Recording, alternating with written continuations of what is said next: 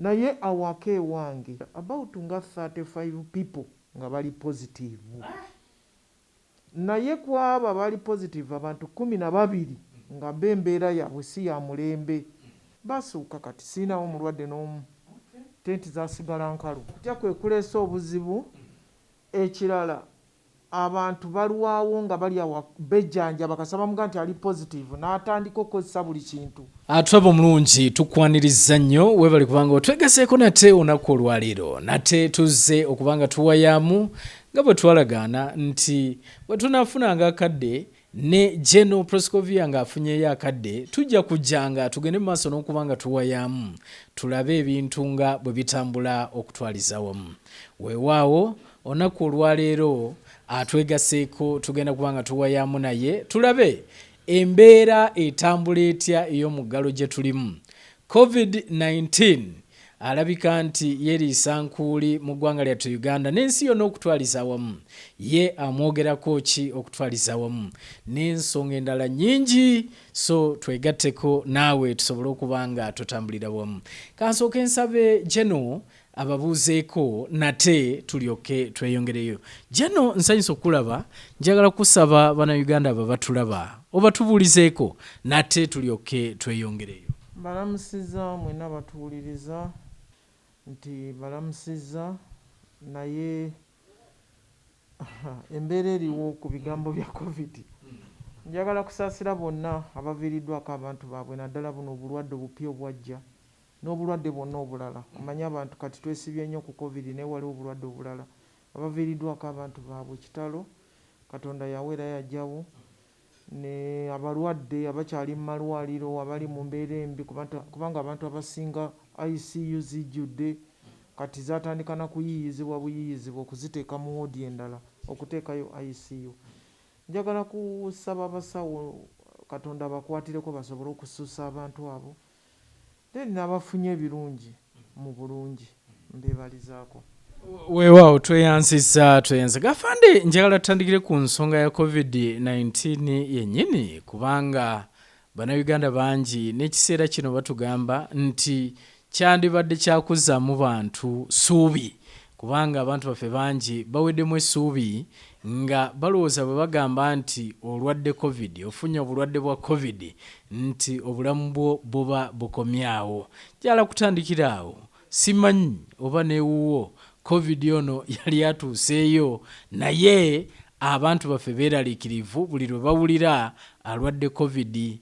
Ndowooza bbeeyi ogiwulira, bbeeyi y'okujjanjaba abantu baffe gye basookera ddala okutya, ekiddako abamu ne basanga nga bakutuse n'okkutuka. Embeera ogyogerako ki eya COVID-19?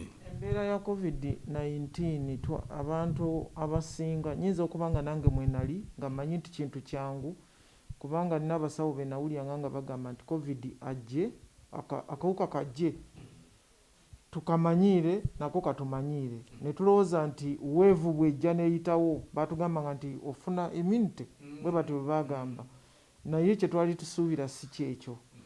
Ekigambo kya COVID kibi nnyo nnyo nnyo nnyo, naye kisingidde ddala kyendaba, kisingidde ddala okubeera ekizibu kyeky'omuntu ogenda okebera ne bamugamba nti oli positive, ye omuntu afiirawo.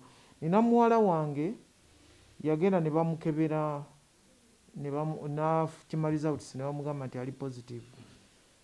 Ne mukubira ne mugamba gwe wagenze okukima results, n'agamba nazikimye naye bangambye ndi positive. Ne mubuuza olirira n'agamba simanyi wendi. N'agamba simanyi wendi. Ne mugamba lwaki ogamba nti tomanyi wendi? Nti nina we mpakinze naye sitegeera oba ndi. Ne mugamba lwaki opakinze? Nti kamala okwetereza. Ne mugamba weetereza biki? Ne mugamba nti okugamba nti oli positive tekitegeeza nti ofunye ekizibu ky'amaanyi nnyo. Ekigambo kya COVID tumanyi nti waliwo eddagala ly'osobola okukozesa nga bakubudde nti oli positive, abasawo bakubuulira ki ky'olina okukola. Ne mugamba tebakugambye nti ofudde, kati kye tulina okukola kutwala mu isolation ne tubeera nga tukujjanjabira awo.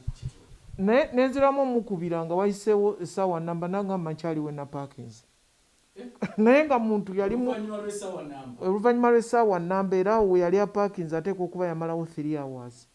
nengenda nga njogera naye mubulira kino mubulira kiri ne mugamba tofudde okyali mulamu ate ogenda kubeera mulamu. Oluvannyuma n'anneebaza n'agamba webale kunzaamu maanyi n'asimbula okugenda gye twamugamba ogenda okubeera mu isolation. Kati nze ndaba ekisingira ddala okukola obubi kyekigambo ky'omuntu omugamba nti oli positive, era kati buli muntu yenna asobola okwogera kyekintu kyalina okukola okulaba nti omuntu gwe bagambye nti ali positive noono amuwaliza utuseza positive ateekwa okuba nga amanyi okwogera n'abantu. Counseling nga akalwadde ka mukenenya bwe kaali nti bwe bakuzuula basooka ne bakansolinga. Kwegamba nze ndaba ekyo kyandibadde kikulu nnyo kubanga omuntu osobola okubeera positive nga towulya nakuwulya kyonna kikuluma ate n'okiyitako n'oddayo ne bakucekinga ng'oli negative oba after 14 days nga tolina kyofunye. Naye bw'oba wejjanjabe n'ekirala abantu bakozesa ebintu bingi nnyo. Waliwo ko okwenyokeza abantu batabulamu buli kintu kyonna, bantu bazibu nnyo kubanga ojjukira nafirwako mutabani wange ebiseera biri eby'emabega gwe balagirira eyagenda mu ddwaliro ne bamukebera ne bagamba nti alinamu kasukaali katono naye kirabika akola nnyo tawummula then ne kapureesa kali waggulu. N'avaayo n'agenda ng'abuulira abantu nga bagamba nti alina sukaali. Omuntu n'amulagirira eddagala ly'obutwa era bwe yalinywa teyadda. Omuntu omulamu teketeke naye oli yamulagirira ekintu yamulagirira ekiddo n'akitwala n'akitokosa yanywa, bagamba tayinza kubanga yaweza obujiiko busatu. Twamuziika 43 years. Kati abantu balagirira ebintu bingi nnyo ekyo nakyo kireesa obuzibu. Kati nze ayogera naawe ndwaziza abantu bangi nnyo ab'ebbali bangi covid era ne benzijanjabye bangi abasuuse ne waliwo abaagenda naye awaka ewange nakugamba nze kisubi nti nsula n'ebintu byange byonna mu kikomera. Nina enkoko nnunda enkoko kati nfuna abaana abavaaka S4 S6 naye ndooza kirabika nze nga nteeka okuba ne lecture eya covid buli wiiki mbatuuza n'enjogera nabo. Mpeza abantu abaana nga 3 nga nzigyeko abapangisa naye nze ndooza nga bwenvaawo nga bafuluma kati ne bagenda ne bagwamu ekirwadde kya covid.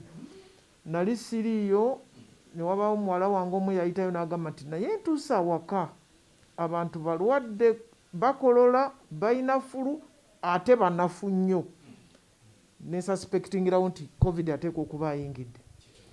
Ne ntwala abakebera ne bacekinga results zagenda okudda about nga 35 people nga bali positive.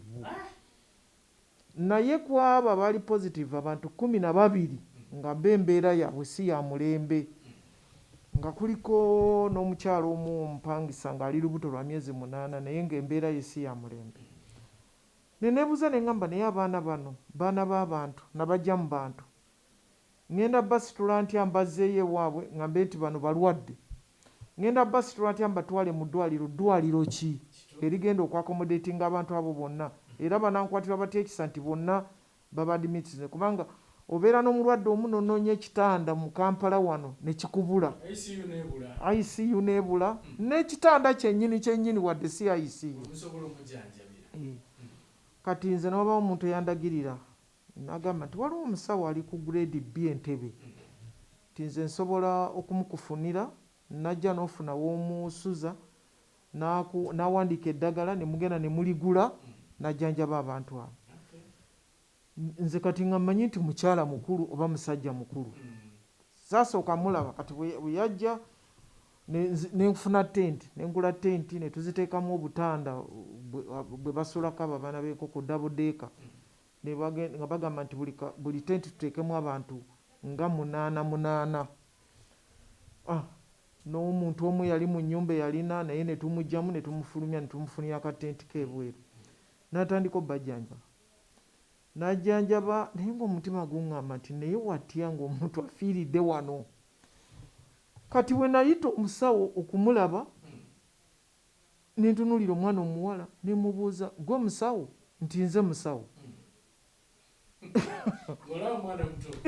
myaka 3 29 nemugamba ogenda kwekuuma otya n'agamba nti ze bino bye mbaddemu mu grade by'entebe ate ndi volunteer nti bwe yawulira nti waliwo nti covid yazze n'agamba ye neyeewaayo agenda ayambe nga yasoma obwannansi just certificate tanaba nagenda kweyongerayo kusingako n'agamba nti omutima ne guŋŋamba genda oweereze nemubuuza bakuzaalawa sitera nnyo okubuuza abantu gye babazaala naye newuunya nnyo omwana yagamba nti ye volunteer kudwalira entebe n'agamba bamuzaala Mbaale nemugamba abantu nagamba nze bindekere n'agamba 12 abaali obubi n'agamba bagenda ku injection alina okubateekako kanyula n'awandiika eddagala ne tuvuga ne tujja ku fulieka ne tuligula ne tuzaayo abamakerenda then eddagala lyo steaminga just simanyi bakayita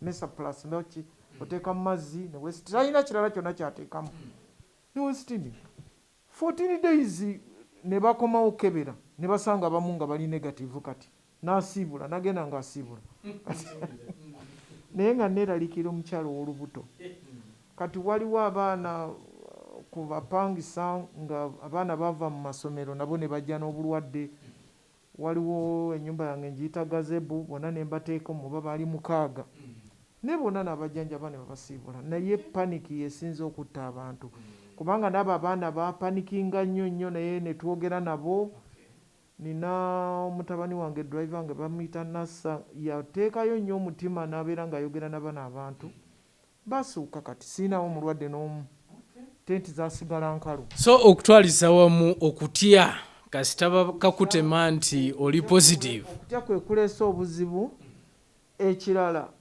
abantu balwawo nga bali awa bejjanja bakasaba muga nti ali positive n'atandika okukozesa buli kintu ndowooza ate n'overdose biki ebyo kati agenda okumuggyawako okumutwala mu ddwaliro kubanga nze waliwo brother wange ne mukyalo babasanga mu nnyumba nga bejjanjaba bokka nga bagenda kufiira omwo kati abantu bejjanjaba nnyo ate ne rediyo zammwe tezireseeyo kuleeta malagala kwegamba omuntu n'alowooza nti lino eddagala lye balanga ku rediyo tuufu oba lirangira ku rediyo katugambe nga UBC oba Star rediyo za gavumenti oli abagamba nti lino liteeka okuba nga tuufu kati nze ndaba kyekizibu ekiriwo naye n'okwekuuma abantu bakyalimu obugayaavu abantu bakyayagala nnyo buli kintu okibakwatirako kubanga bakyasaba ne masks oli n'agamba kati mutugamba twambale masiki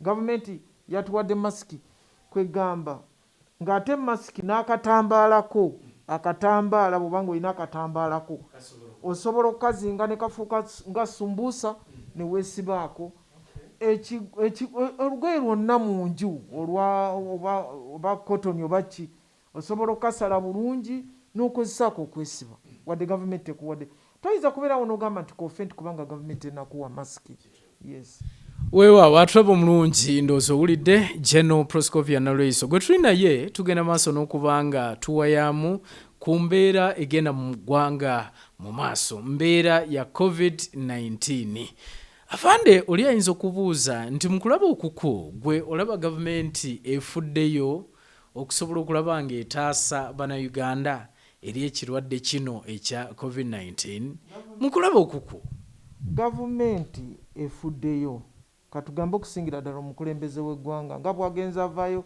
ku ndwadde zonna ku AIDS ku Ebola ku zonna bwe yateekawo okugema ebyo byonna kiba kitegeeza gavumenti efuddeyo ng'eyita mu mukulembeze wa Uganda naye abantu ffe abakulembeze oba abazadde waliyo kubanga kati abaana bwe bakomawo abantu baata abaana kutaayaaya ate nga abaana abamu bakomawo nga balwadde amasomero gabakweka gavumenti egezezzaako naye ffe abantu ne ba leaders abalala gavumenti bwegamba kino enegamba kino bwe yagambye emitwalo 10 ne bagamba bandigabye 2 emitwalo 10 ku bantu 5 bagambye 5 bamu 5 amaka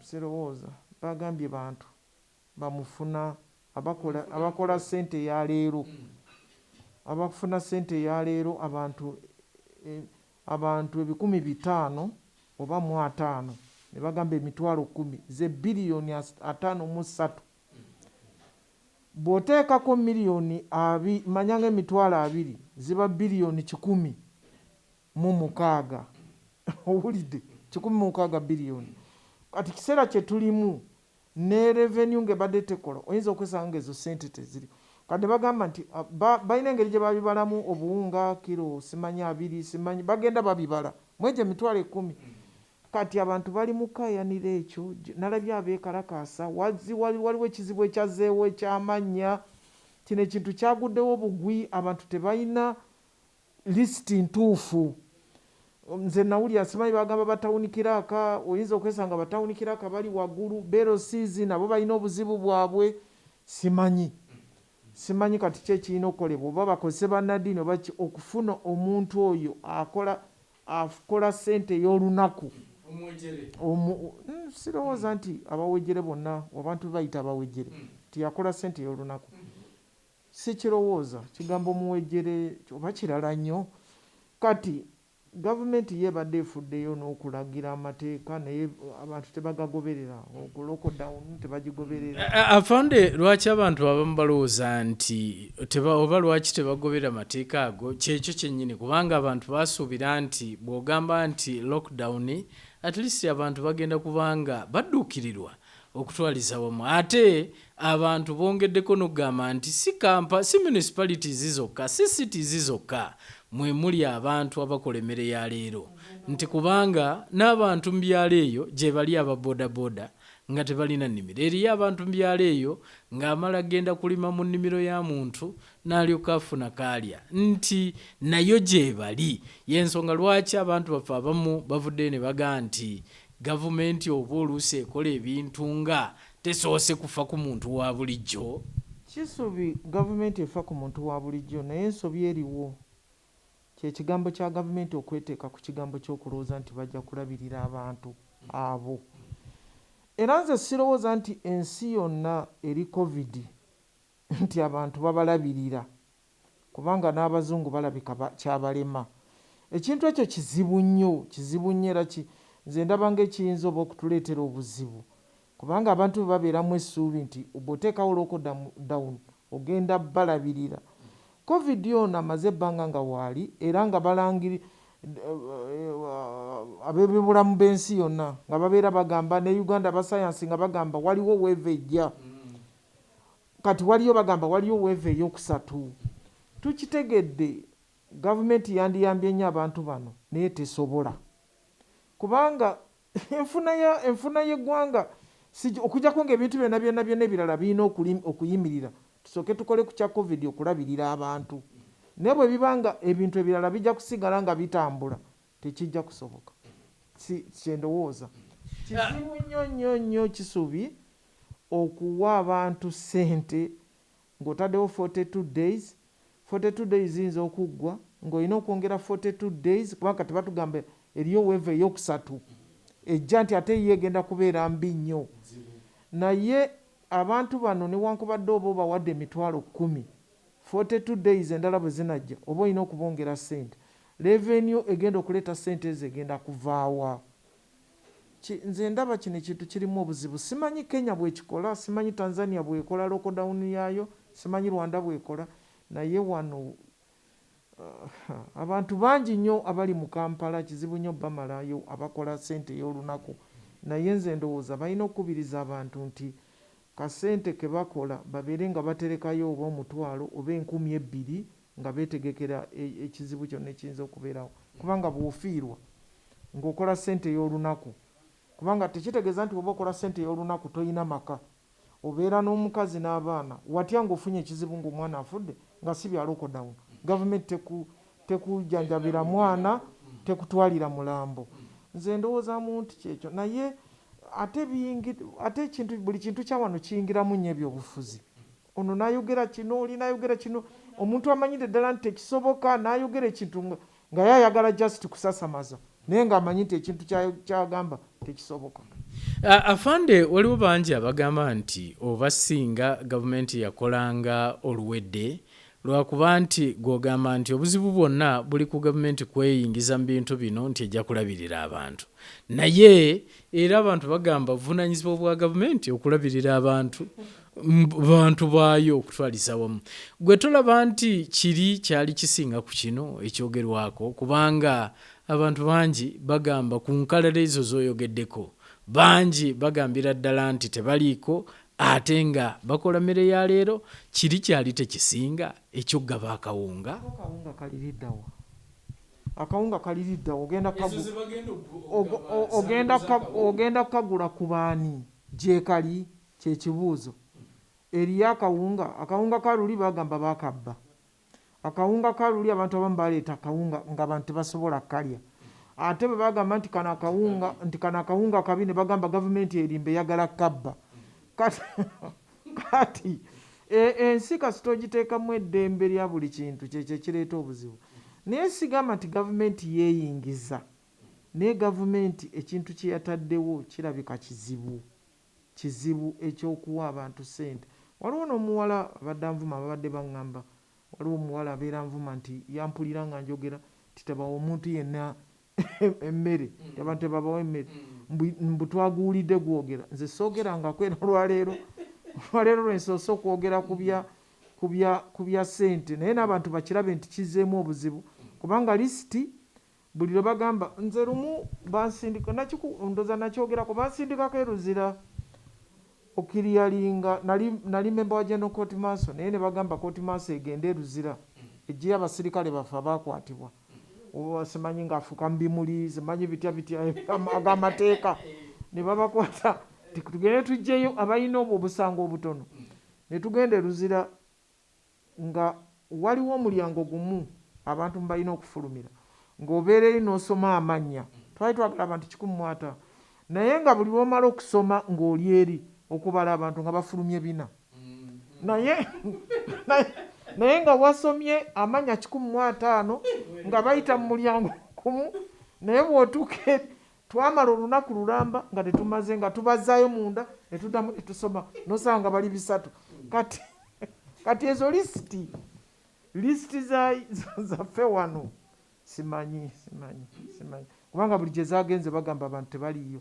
Kati weebuza zaavuddewo, bagamba bakozesa Wubos, tetumanyi Wubos we yakoma kuwandiika abantu basenguka buli lunaku, kati ekyo nakyo kizzeemu obuzibu. Beero si bagamba nti oluusi bagamba okuwandiika, naye ne mu Luweero twabiraba abantu nga bawandiika abalwanyi, chairman nawandiika abooluganda lwonna n'abaana bali batannaba kuzaalibwa mu lutalo n'abateekako. Kati kyekizibu ekiriwo.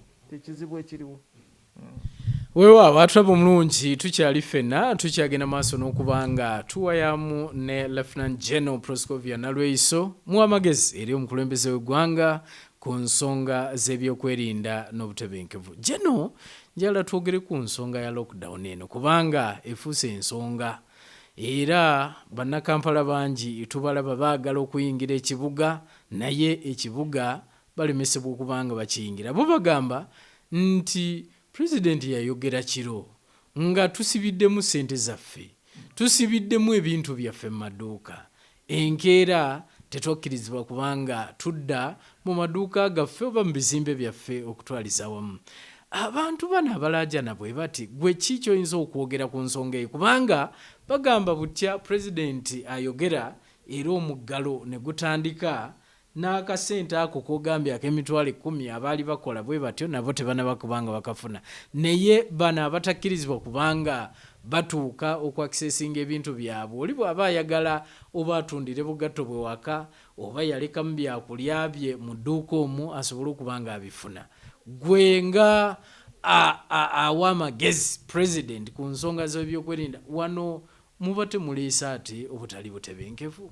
Kisubi sirabawo butali butebenkevu kubanga nzijukira nga bawa 42 days ezasooka ennaku 42 abaana baali ku masomero, okijjukira bagamba sirowooza nti omukulembeze yagamba nti okutandikirawo enkya zaali 42 okusooka lwakuba nti kati ebintu bwe byakaawa nebo nga abasayansi bagambye nti ekintu kibi nnyo ne tutandikira ku ezo 42 ezo ezisembyeyo naye nga nazire ezasooka zaali 42 naye nga nzijukira nti baawaayo oba 3 days oba zaali 2 sikyajjukira zaali 42 naye abaana baali ku masomero ne bakkiriza abantu ogenda okukima abaana baabwe ku masomero okumala ennaku oba zaali 2 42 days endala zagenda okujja nga tuli mu ziri 42 ezasooka naye nga baawaayo abantu ennaku nga 3 kati nze sirowooza nti abantu abayingira ekibuga bajja kujjayo ssente zaabwe ze baaleka mu dduuka era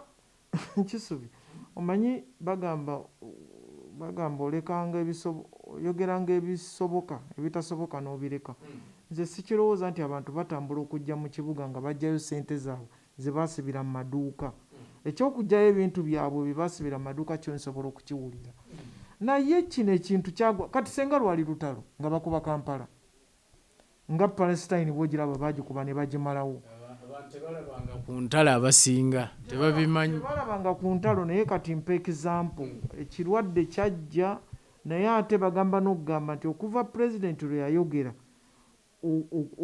obulwadde bugenda bukendeera n'amalwaliro okufa kugenda kukendeera n'ebitanda bigenda bifunika nga weebiri kikagamba kiraga nti kirina kye kyakolako kibi nnyo okuba nti ebintu bye wabisibira mu dduuka naye buli muntu alina ekizibu ekyamukwatirayo n'olwekyo mbadde nsaba abantu bagumiikirize ennaku 42 tusobole okubeera balamu Kisubi nagamba teri mufu nze sirabangako mulambo ogutambula nga gugenda kukola teguliyo naye abantu bagamba waakiri tufa covid naye nga tetufudde enjala eri aboogera bwe bati sikirowooza nti kituufu nti omuntu bw'akyogera aba akyogera ng'akitegeeza aba akyogera ng'asaaga nti wakiri tufa covid tannafiirwa kuwa covid ate abafa covid bonna tebafa njala nti enjala yeyamuse aba afudde covid naye ate abo bonna abafa covid betuziise tewanavaayo atambula genda kunoonya ssente aba yafudde abantu abagagga bafudde covid ye tayisa alinga luli oluyimba lwa Kafeero nti akatimba bajjayo n'obwennyanja obuto afande embeera gye tulimu yimbeera gy'oyinza okugamba ebigwa tebiraze kubanga kino kyagwa tekiraze okutwaliza wamu naye okyawulira bannayuganda bangi nga bakyalaajana wano twogera ku bibuga naye tulina n'abantu baffe abali mu byalo gwe mukulaba okuko abantu abali mu byalo nabo nga bandyetaaze okubanga badduukirirwa kiki bandibadde bakola kati kubanga bangi nabo gye bali eyo abali bakola emirimu gino nga bannakampala kubanga bakudduukirira ba municipalities na cities bagamba omumpi wakoma wakwata Kisubi simanyi oba oli mwanvu oba oli mumpi naye wokoma oli wa kigero awo wokwata gavumenti ya Uganda gyemanyi terina busobozi obumalayo disitulikiti zaayo zonna ngebabagabira ssente ekyo tesobola ate kati tewaliwo gye weewola kubanga amawanga gonna gafunye ekizibu tewaliwo weewola kulabirira abantu bo amawanga gonna gafunye ekizibu kyannaku nnyo era nze nalwesi atudde wano sigamba nti abantu tebabayamba naye embeera yeeyo gavumenti tegisobola eyokugamba nti waliwo abantu baffe abali mu byalo nabo nga bakosebwa kituufu nnyo bakosebwa naye nzijukira nalabako obaani yali agamba nti omuntu yenna alina kyasobola okuyamba muliraanwa we ngaalaba nze olwaliro mbadde mpulira ku kizindaalo nga waliwo omukyala mbadde nali mujjanjaba ali ku ddagala nga bamusondera ssente nti talina mmere kati ekyo kye tulina okukola. Afande bw'oba otunuulira embeera gye tulimu yonna nga bodaboda bo bagamba tebakola kubanga bo bagamba bali basobola kusomba bantu so si bitereke pulezidenti bye yabagamba okubanga bavuga kati mu kiseera kino emmotoka nga takisi tezikola bodaboda babugaali tebakola, ab'ebigaali tebakola, abantu bonna basinga ng'okola tebakola kubanga retail shops kati ze tumanyi ndowooza ezikola ne supermarkets okutwaliza wamu. Bino tebiyinza okuvaamu insecurity, tebiyinza kuba omuntu bw'aba talina kyakulya ajja ku resort nga kukubba. Omuntu bw'aba talina kyakola ebirowoozo bijja kubanga bikyama bukyami. Mu kulaba kuko tekiyinza otuviiramu kino insecurity. Ekisubi ekyoyogera kituufu n'ekyokukola tekiriiwo. Baggalawo si lwakubanga nti abantu bali nti twali tugenda mu mbaga nti baggalawo tugende mu mbaga, embaga bweriggwa tukomewo. Baggalawo olw'okufa kw'abantu abaali bafa. Abantu mubawulira bafa naye abantu bawulira muwendo gwe bagamba wano. Nawulidde Simaika ndoza tuyingidde 2,000 ogwo gwe gwogerwa naye abantu bafa.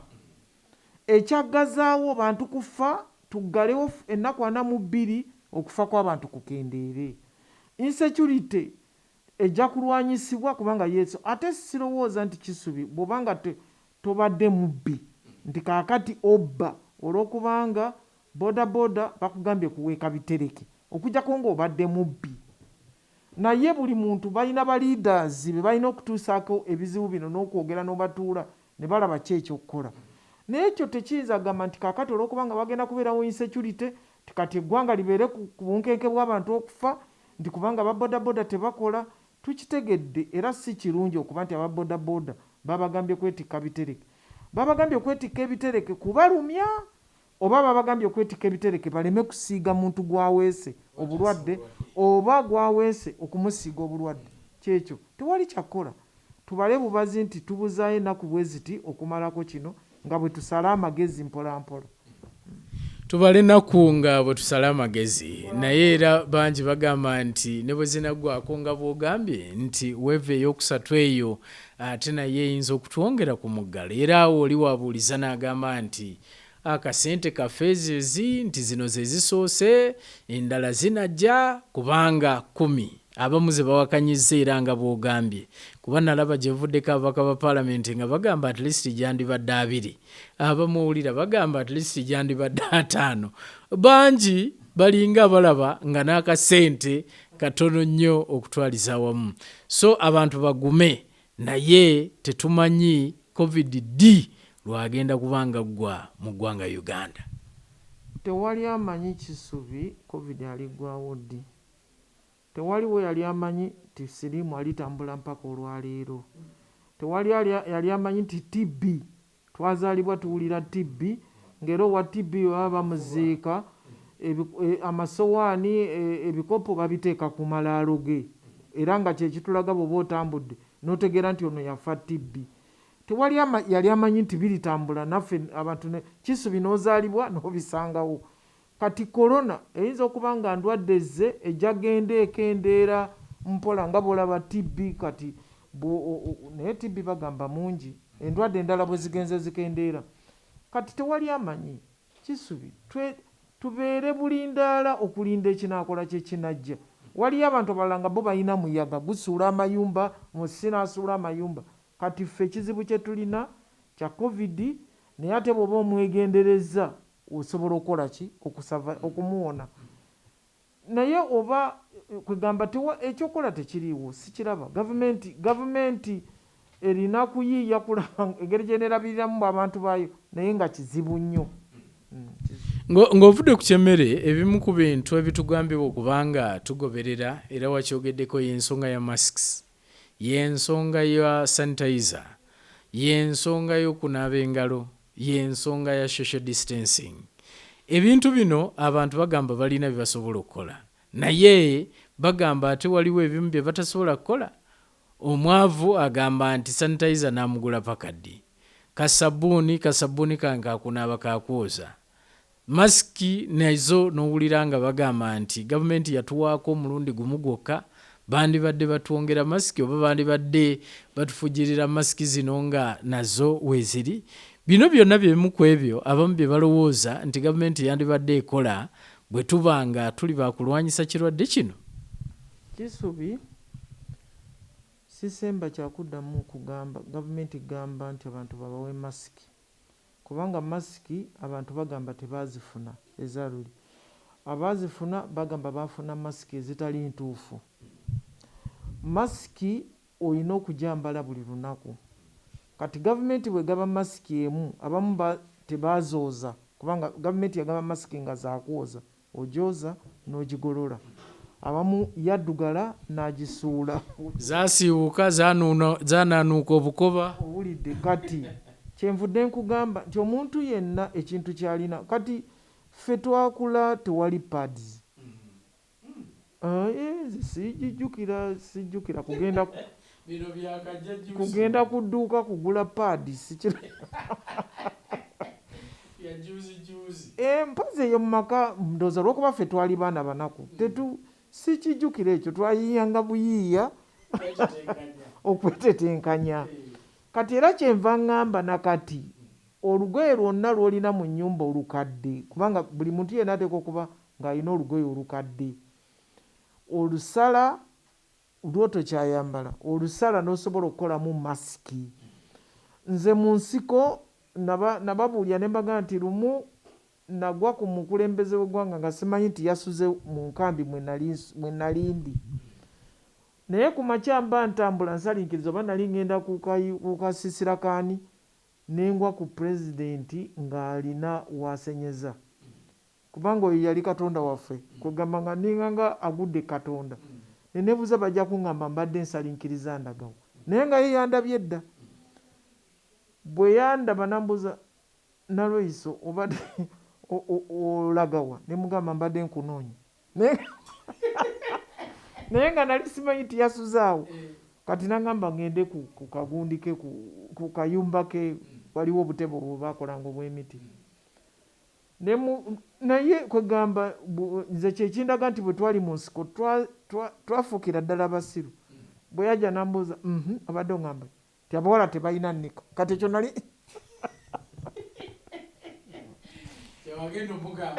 nti abawala tebalina nnika kati nali ŋŋamba pulezidenti nti abawala tebalina nnika akole ki naye kyenva ŋŋamba nti yali katonda waffe muzibu n'ayita jovia sale n'amugamba nti genda oleete waliwo ejjoola oba yava Masindi nga batulumbye Masindi jjoola yali ya green gye muleetera ono ne bagindeetera n'agamba genda oleete empiso ne bazireeta ne baleeta n'ewuzi ne babimpa kati bwe nali nsituka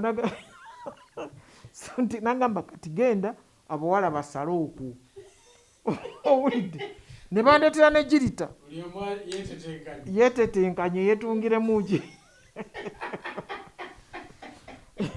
naye kati mba nsituka nagamba naye sooka olindeko natuma jovia ne baleeta zalyandaweya naye nga za white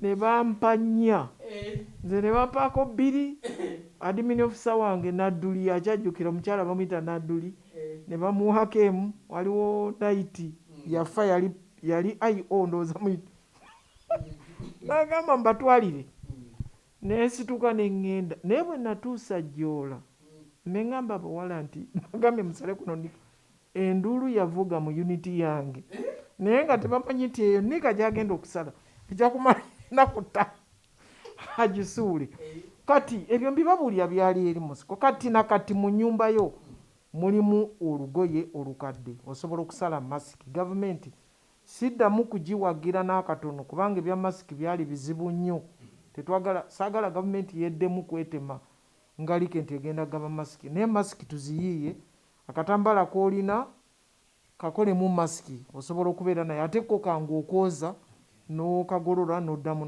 n'okasiba weewaawo waliwo issue endala fande gye tutasobola kuleka y'ensonga y'okuba nti abamu bagamba nti bakaluubirizibwa nnyo naddala mu kiseera kino omuli abamaama bayinza okuba nga bafunye bali mbuto babaagala kuzaala omuli abalwadde okufuna pamits ezo okubanga bakisesinga amalwaliro batambula okuva gye bavudde ogenda ewalala nti kikaluubiriza ddala kubanga oli alwadde oli ebisa bimulumidde awo ayagala kudduka mu ddwaliro ogenda onoonya RDC ogenda onoonya LC bangi bagamba bibakalubiriza ddala. Simanyi gwe ki kye wandibadde oyogera ku nsonga ng'eyo kubanga bangi aboogera ensonga eyo.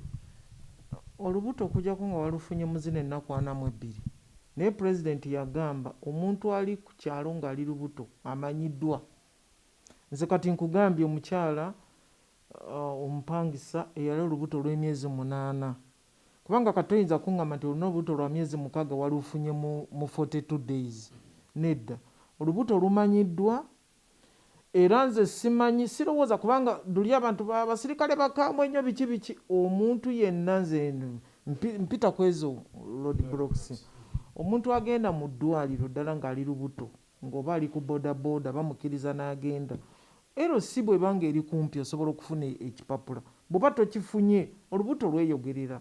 Omulwadde yenna gw'otwala mu ddwaliro aba alabika kubanga muzeeyi yagamba ate tetwagala mulimbe nti oli mulwadde. Naye omusirikale ali ku roadblock asobola okulaba omuntu omulwadde nga bamutwala mu ddwaliro. Naye olubuto ogamba nti ebisa bimulumye simanyi bw'agenda kwerosa okufuna ebbaluwa, ekyo si kituufu. Omukazi alumwa wa gye bamuganye ogenda okuzaala si kirowoozaako n'akatono okujja kugamba nti entambula yeyinza okubula mu kitundu. Anti olwo alina kutambulira ku booda ate booda tezikirizibwa kutika.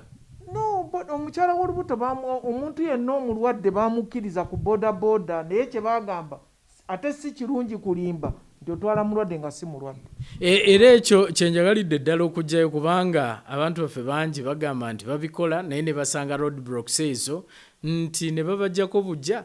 Nalabye wano mu kibuga olunaku olwajjo nga oli ne bwaba wa bodaboda atise bitereke nga security mugamba ddayo teri kuyingira ddayo ebintu ebifaanana bwe bityo. Twalaba wano ndowooza Masaka RDC waayo ye yagamba nti ne bwe mba nze nkuwadde ekipapula naye emmotoka nga ziyitiridde obungi naye ng'oli mutuufu olina okutambula tezirina kutambula zipaakinge. Kwegamba ebiragiro ebyo ebijja bikyuka abamu bye beebuuza. Kisubi saagala ogambe incident emu ogibale mu Kampala yonna nti walabye omuntu nga bamugaana ku roadblock ey'Nakawa kati okitwale mu Kampala yonna. Wateekwa okubaawo ensonga ono w'ebitereke gwe bagaanyi kiki ekyaliwo kubanga kati tetukimanyi lwaki baakola ki lwaki baamugaana. Lipootinga gye eri bekikwatako tukitegeere. Naye nze sirowooza bodaboda nziraba zitambula n'ebitereke byazo ate olaba bodaboda nziraba zitambula nga ziweese n'abantu ate nga si balwadde mu bitundu ebimu nga si balwadde. Abasirikale nabo baafunamu nnyo okukangibwa kubanga bagamba tokkirizibwa kuba muntu era sirowooza nti waliwo gwe bakuba. Bagamba abantu babawe buwi epapula engasi ku roadblock kubanga pulezidenti yagamba nti bajja kuwaayo epapula nga aba traffic fine ze batannaba kufuna kati nabo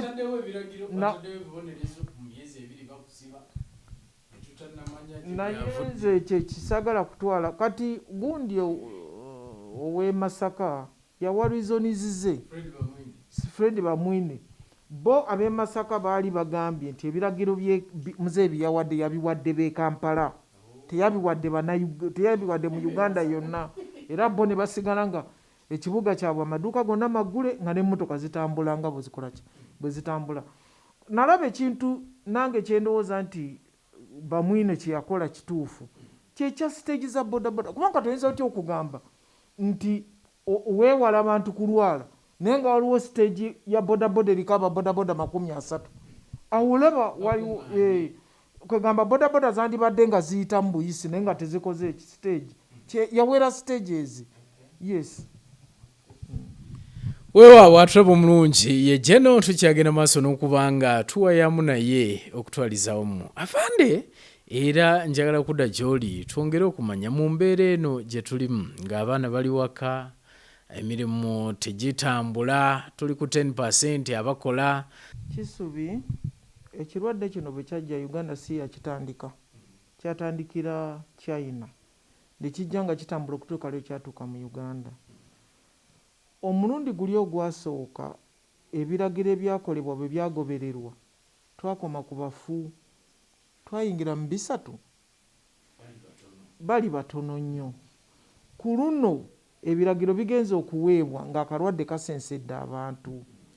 Kati Kisubi ekigambo ky'ogamba abaana bali waka, abantu tebakola, nze njagala kutegeeza butegeeza abantu kituufu nnyo era ennaku weeri era siwakanya kya nnaku n'ekyo kyekirina okubeerawo.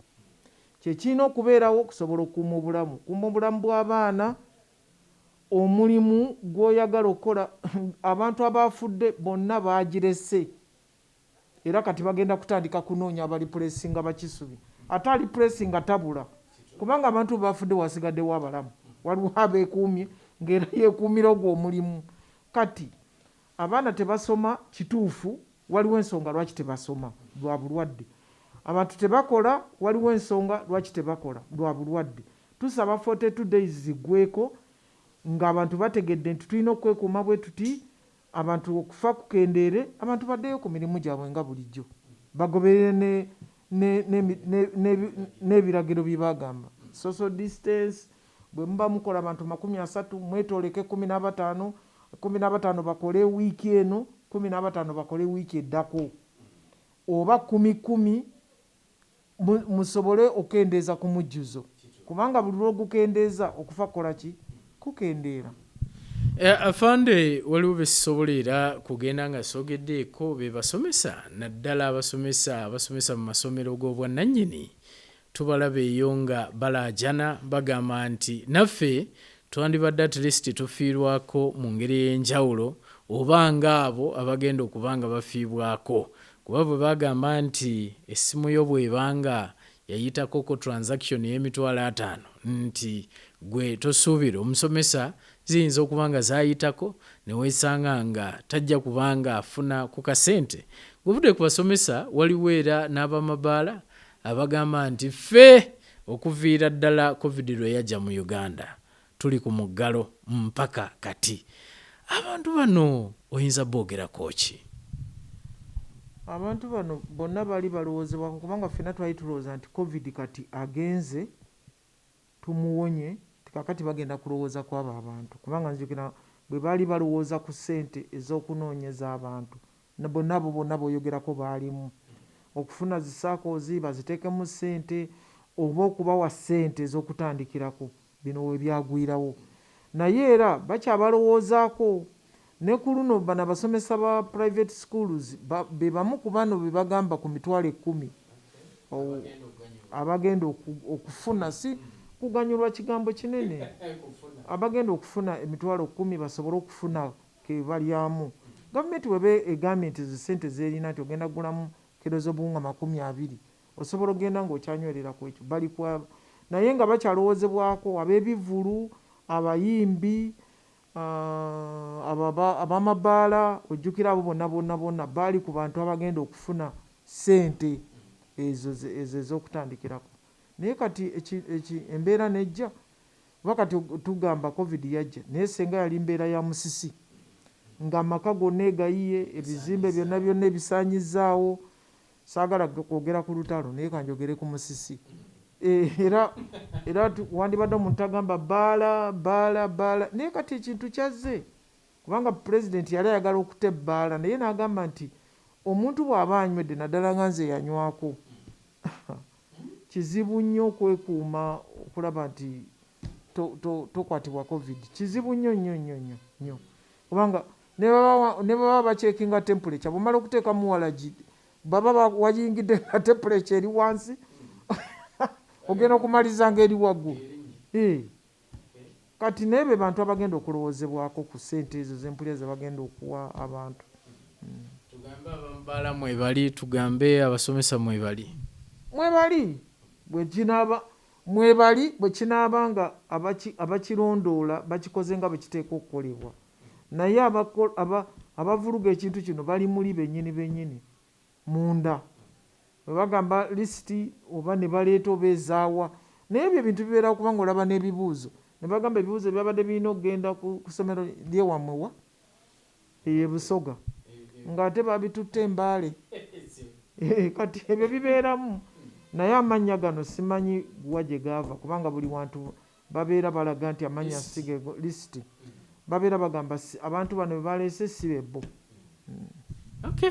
Weewaawo afande bw'oyogera ku lisiti bangi beebuuza gye zaava naye ekirungi bigenze okuggwa nga tulaba ba LCs bayingiziddwamu okusobola okulaba nga bawandiika abantu abo abali obubi ku bitundu bye bamanyi abafuna ababadde bakola emmere ya leero.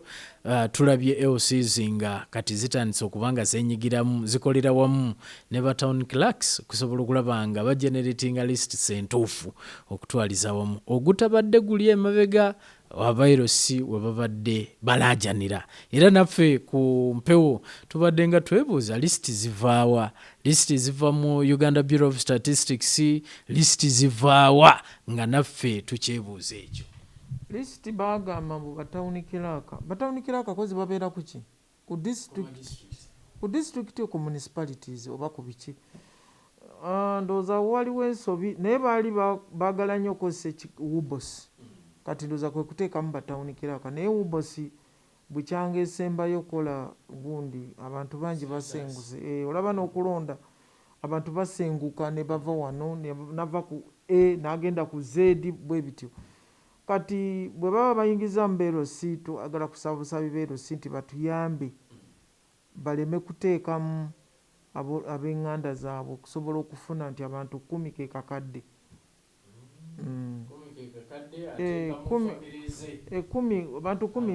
Abantu 10 ebeera miliyoni emu.